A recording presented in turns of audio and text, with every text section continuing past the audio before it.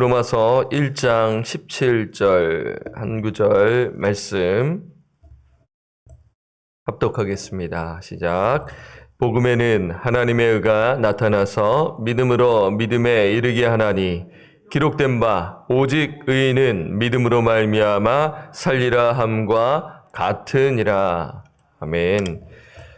로마서 강의 5번째 시간입니다. 복음은 하나님의 의를 나타냅니다. 복음은 하나님의 의를 나타냅니다. 라는 제목으로 말씀을 드립니다. 지난 시간 바울은 복음을 부끄러워하지 아니한다 라는 내용을 보았지 않았겠습니까?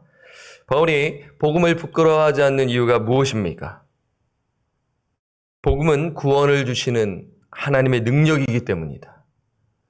복음은 모든 믿는 자에게, 자동적인 게 아니에요. 보편적 구원이 아니라 모든 믿는 자에게 복음을 듣고 반응하여 회개하고 믿는 자에게 구원을 주시는 하나님의 능력이기 때문에 바울은 복음을 부끄러워하지 아니한다고 이야기하고 있습니다.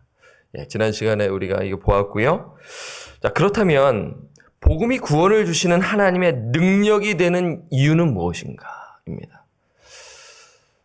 이게 지금 어떻게 보면 꼬리에 꼬리를 묻는 질문이라고 할 수가 있는데, 제가 또 이렇게 공부를 하면서 또 인사이트를 또 받았습니다. 그러니까 다시 질문을 드리면, 복음이 구원을 주시는 하나님의 능력이라고 했지 않습니까?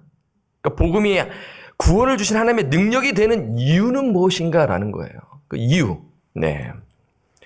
그러니까 문장 구조가 그렇게 되어 있기 때문에 지금 말씀을 드리는 거예요. 자, 우리 다시 한번 17절을 통해서 알 수가 있는데 16절과 17절을 우리 함께 보면서 여러분 한번 잘 생각해 보세요.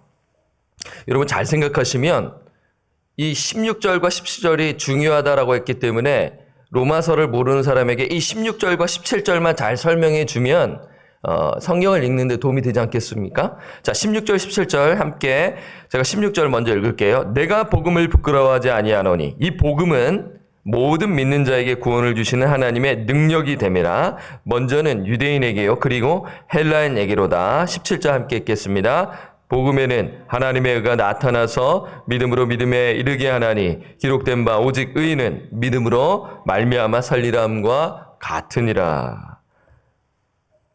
복음이 모든 믿는 자에게 구원을 주시는 하나님의 능력이 되는 이유는 17절에 복음에는 하나님의 의가 나타나기 때문이다 라고 이야기하고 있습니다. 그리고 믿음으로 믿음에 이르게 한다라고 바울은 이야기하고 있어요. 자, 여기서 이제 질문이 생깁니다. 복음에는 하나님의 의가 나타났다. 하나님의 의가 나타났다는 의미가 무엇인가요? 성경에 관심 있는 자는 우리 집사님, 우리 권사님, 우리 장로님, 하나님의 의가 뭔가요? 하나님의 의가 나타났다는 것이 무엇이죠?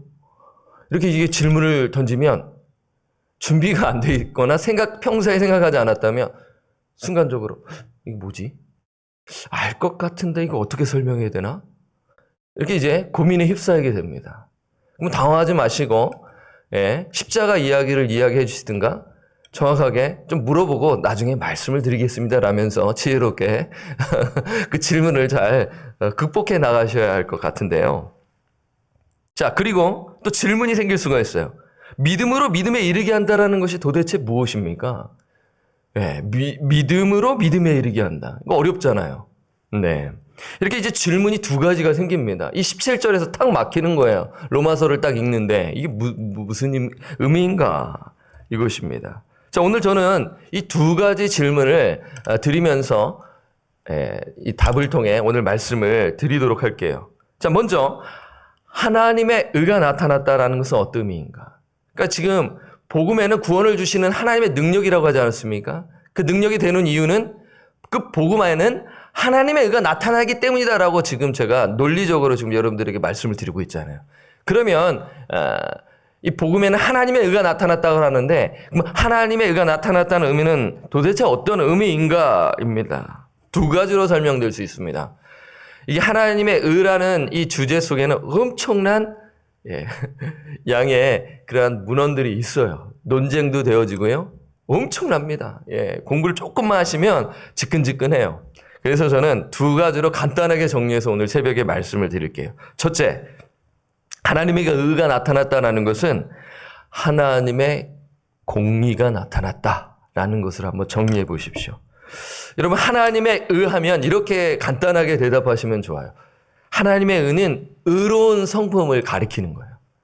하나님은 누구신가라고 한번 질문을 던지면 되지 않겠습니까? 하나님은 어떤 분이세요? 하나님은 의로우신 분이십니다. 하나님은 거룩하신 분이십니다.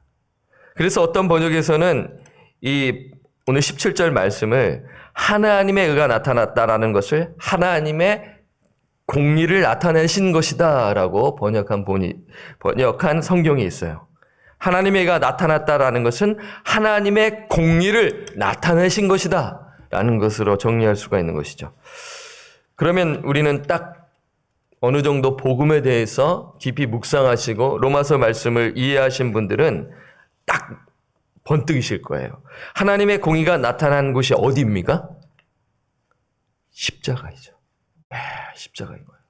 하나님의 공의가 어디에서 나타나셨어요? 우리가 이제 뭐 구약 말씀을 통해서도 알 수가 있겠죠. 하나님의 심판을 통해서 이스라엘 백성을 징벌하는 통해 하나님의 공의가 나타나는데 이 구약 말씀을 토대로 해서 또한 이 신약에 이제 성취가 되는 것 아니겠습니까? 예수 그리스도를 통해서 하나님의 그 의가 성취가 되는 곳은 십자가입니다. 예수님께서 죄인이 받아야 할 하나님의 진노와 심판의 잔을 예수 그리스도께서 십자가에서 받으셨지 않았겠나요? 하나님의 공의를 이루셨습니다. 우리 한번 성경을 찾아볼까요? 로마서 3장 25절에서 26절 말씀 보면 되죠. 다른 데 갈 필요 없겠죠? 하나님의 공의를 나타내셨다. 로마서 3장 25절에서 26절 찾으셨나요?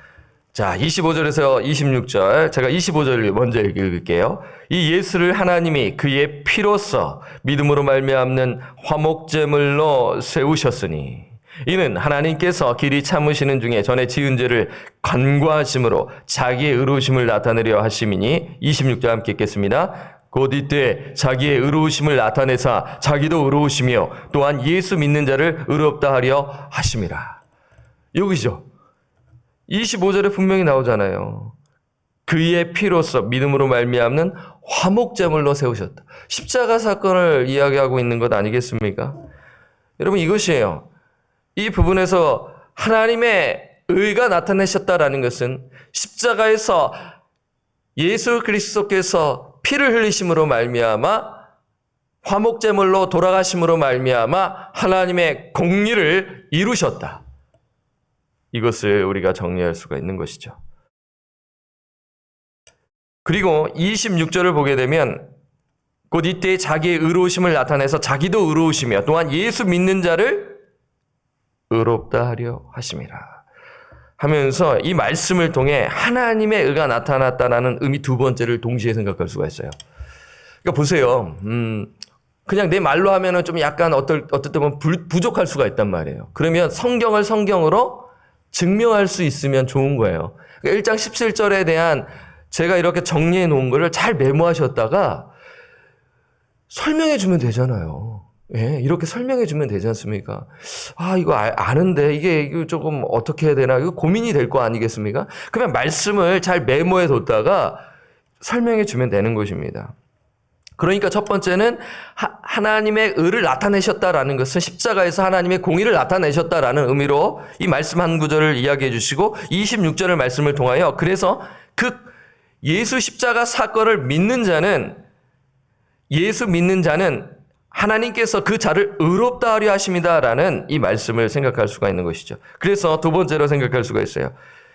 그것은 무엇이냐면요. 그리스도의 완전한 의의 근거에서 우리를 의롭다고 선언하는 것. 그것이 하나님의 의가 나타나는 것이다. 다시요.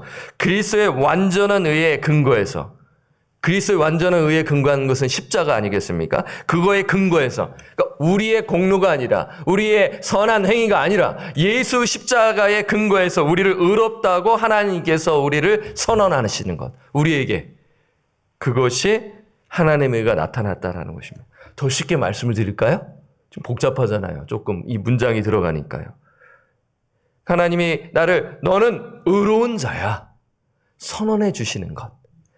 죄인이잖아요. 흉악한 죄인이잖아요. 근데 예수 십자가 보혈의 말미암아 그것을 너가 진실로 믿지. 그거에 근거해서 너는 더 이상 죄인이 아니고 의인이야 라고 선언해 주는 것. 그것이 하나님의 의가 나타나는 것이죠. 이렇게 정리할 수가 있는 것이죠. 3장 24절을 말씀 볼까요? 자, 3장 24절. 그러니까 이제 오늘 이 하나님의 의는 로마서 3장 21절에서 뭐 31절까지 쭉 읽으셔도 좋고요. 26절까지도 읽을 수가 있고요. 또 27절에 보면 그런즉 자랑할 때가 있느냐 하면서 어디냐 있을 수 없다라면서 이렇게 또한 여러분 쭉 보시면 다 이해가 되시죠? 자, 24절 말씀 함께 읽을까요? 시작. 그리스도 예수 안에 있는 속량으로 말미암아 하나님의 은혜로 값없이 의롭다 하심을 얻은 자 되었느니라. 여러분 이해되시나요? 예, 이것입니다. 이렇게 정리할 수가 있는 거예요. 그리스도 예수 안에 있는 속량으로 말미암아 하나님의 은혜로 값없이 의롭다 하심을 얻은 자 되었느니라. 우리가 찬송가 아까 부르지 않았습니까? 그러면 딱 나오는 거죠. 어디 대목에서 그래요. 나 같은 죄인이 용서함 받아서 주 앞에 옳다함 얻음은 이것이 하나님의 의가 나타난 것이죠. 하나님과의 바른 관계를 맺게 되는 것. 하나님과의 올바른 관계를 맺게 되는 것을 이야기하고 있는 것입니다. 이것이 하나님의 의가 나타난 것이죠. 여러분 정리가 되시나요? 어렵지 않지 않습니까? 그래서 이것을 말로 설명하기 위해서는 어느 정도는 이렇게 살짝 정리하면서 말씀도 정리하면서 이 질문을 하게 되면 대답할 수가 있는 것입니다. 여러분 하실 수 있어요. 예. 다시 정리하자면 죄인은 자신의 공로와 선행으로는 도저히 하나님 앞에 설 수 없습니다. 하지만 죄인은 예수 십자가의 공로에 힘입어 죄사함을 받고 거기서만 끝나는 것이 아니에요. 나 용서함 받았다. 예, 맞아요. 그럼 절반입니다. 그러나 완벽해지려면 뭐예요? 의롭다함을 얻게 되는 거예요. 의롭다함을 얻게 되는 것이 중요하죠. 의로우신 하나님께서 죄인에게 너는 죄인이 아니야. 너는 의인이야. 라고 선언해 주시는 것입니다. 이것이 하나님의 의가 나타난 것이다. 라고 정리할 수 있어요. 여러분 이것 외에도 여러 가지가 있는데 너무 복잡하잖아요. 이 두 가지로 여러분 드렸어요. 자, 그러면 두 번째 질문을 답해야 되겠죠. 자, 지금 방금 말씀드린 부분을 여러분 기억하시면 믿음에서 믿음에 이르게 한다라는 것이 이해가 되는 것입니다. 자, 믿음에서 믿음에 이르게 한다라는 것은 어떤 의미인가요? 자, 그것은 이것 또한 여러 가지, 한 4가지 정도로 정리할 수가 있는데 다 하면 힘듭니다. 그래서 성경 공부 시간에 하면 좋지 않겠어요? 정리해서. 예, 뭐 수요 성경 공부 시간에 만약에 그걸 한다면 정리가 되는데 오늘은 딱 한 가지만 드리도록 하겠습니다. 자, 어떤 의미인가? 그것은 처음부터 끝까지 믿음에 의해 이것입니다. 처음부터 끝까지 믿음에 의해 또한 철두철미하게 믿음에 의해 그러니까 믿음에서 믿음에 이르게 한다라는 의미가 처음부터 끝까지 믿음에 의해라고 볼 수가 있습니다. 그러면 믿음으로 시작해서 믿음으로 사는 인생인 것이죠. 하나님은 복음 전도자의 복음 선포를 통해 복음을 나누는 그 시간을 통해 죄인을 부르십니다. 그럼 믿으십니까? 중요해요. 자동적인 게 아니에요. 복음 전도자의 복음 선포를 통해 죄인을 부르시는 거예요. 성령이 내줘야 하는 그 중생의 역사가 일어나게 되겠죠. 믿음이 생기고 회개하는 거예요. 회심이 일어나는 거예요. 그 믿음 누가 주셨어요? 신학적으로 이렇게 정리하면 누가 주신 거예요? 하나님이 주신 것이죠. 자랑할 수가 없는 거예요. 이것을 이야기해요. 그래서 이 믿음에서 믿음에 이르게 한다라는 것은 결국엔 믿음으로 시작한다라는데 그 하나님의 그 신실함이 하나님으로부터 비롯해서. 그러니까 하나님의 의가 나타나는 것은 하나님 의로부터 생겨난 의를 가리키는 것입니다. 빌립보서 3장 9절을 보게 되면은 어떤 말씀이 있냐면요. 여러분, 이 말씀을 제가 머리에 있었지만 오늘 할까 말까 했다가 딱 기억이 났죠. 빌립보서 3장 9절에 그 안에서 발견되려 함이니 내가 가진 의는 율법에서 난 것이 아니요. 내가 가진 의는 율법에서 난 것이 아니요. 오직 그리스도를 믿음으로 말미암은 것이니 곧 믿음으로 하나님께로부터 난 의라. 누구로부터 났어요? 하나님께로부터 났다. Righteousness from God. 그 의는 나로부터 나올 수가 없어요. Righteousness from God. 하나님과의 올바른 관계를 맺을 수 있는 것은 하나님으로부터 난 의 때문에 가능한 것이다라는 것이죠. 여러분 기억하실 수 있고 이해되실 수 있다고 저는 믿습니다. 그래서 그 인생은 예수를 만나 믿음으로 사는 삶을 살아가죠. 그게 믿음에서 믿음에 이르게 한다는 것입니다. 어렵지 않아요. 조금만 정리하면 1장 17절이 이해가 되고 그러면서 로마서를 이제 18절부터 어떠한 논증으로 이야기하는지를 알게 되면서 쫙 읽어 내려갈 수가 있어요. 이해가 안 되면 막히는 거예요. 그러면은 풀이해줄 성경 교사가 필요한 거예요. 목회자가 필요하고 장로님이 필요하고 권사님이 필요하고 집사님이 필요한 것입니다. 구역장님이 필요한 것입니다. 자꾸 토스 하지 마시고 열심히 말씀 묵상하셔서 내가 그 시간에 복음을 가르치는 것이죠. 나누는 것이죠. 그래서 믿음에서 믿음에 이르게 한다라는 측면에서 여러분 다시 한번 17절 말씀 한번 보세요. 1장 17절이 중요하기 때문에 한 구절을 가지고 드리는데요. 보세요. 17절 다시 보세요. 복음에는 하나님의 의가 나타나서 믿음으로 믿음에 이르게 하라니 그 다음에 뭐예요? 기록된 바 오직 의인은 믿음으로 말미암아 살리람과 같으니라. 이 말씀이 이해가 되는 것이죠. 오직 의인은 믿음으로 말미암아 살리라. 하박국 2장 4절에서 인용된 것입니다. 하박국 말씀이 이해가 되어야 이 말씀이 이해가 될 수 있지 않겠습니까? 구약이 이해가 되어야 신약 말씀이 이해가 될 수 있다라는 것입니다. 이 말씀이 나온 배경이 무엇입니까? 하박국이 하나님의 계획, 하나님의 그 뜻을 불평하는 데서 나온 것입니다. 하박국은 악한 바벨론을 통해 남유다를 심판하시는 하나님 계획에 불평을 했어요.